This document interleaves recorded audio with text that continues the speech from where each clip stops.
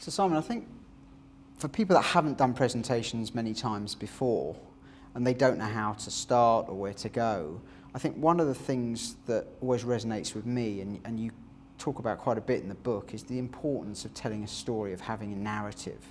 So can you perhaps sort of elaborate on that a bit for the audience? Yeah, there's a lot of confusion, I think, about business storytelling. There's a sense that it has to start with once upon a time and it has to fit that traditional sense of storytelling.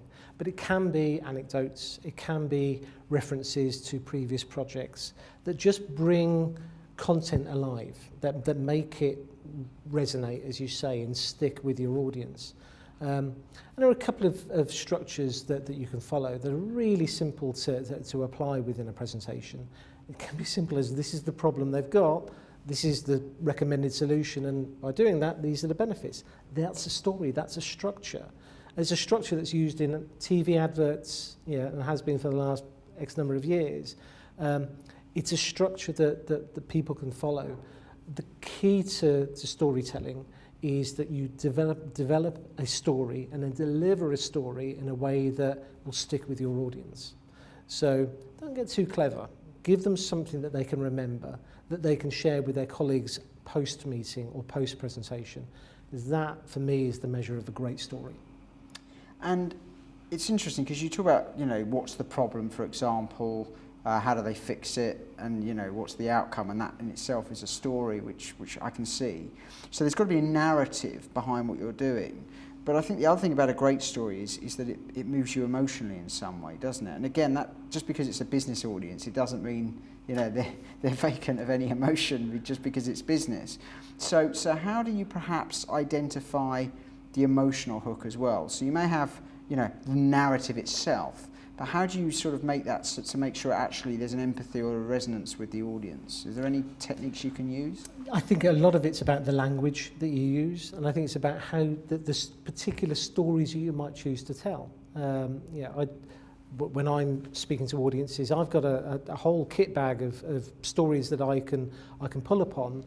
Based on my analysis of that audience, I'll pick and choose which ones to share, because I know that if I share a story about my family life, that might be appropriate to 75% of the audiences I speak to, but that 25% would just switch off. It's not that they don't care, it just won't resonate with them.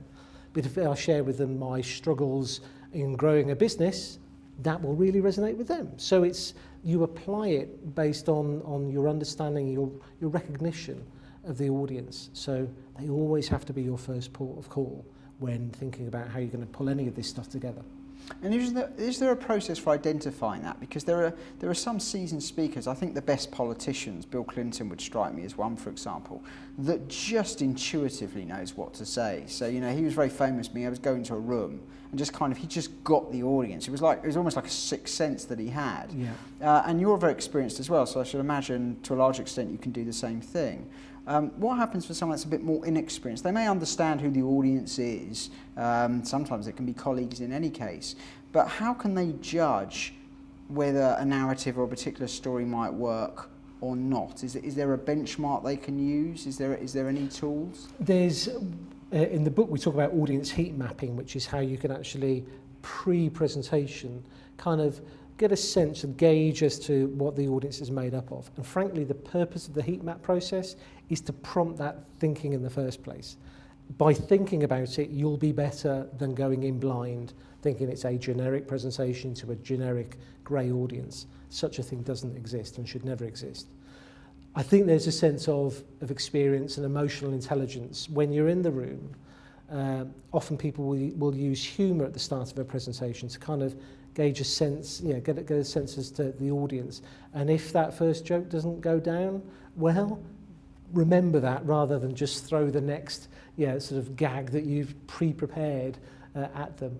But listen to your audience throughout the presentation. Don't go into this sort of little sort of bubble where you're just speaking, waiting to get off the stage. It's a two-way engagement, even though they may not necessarily vocalize what they're saying. You can sense it in the room.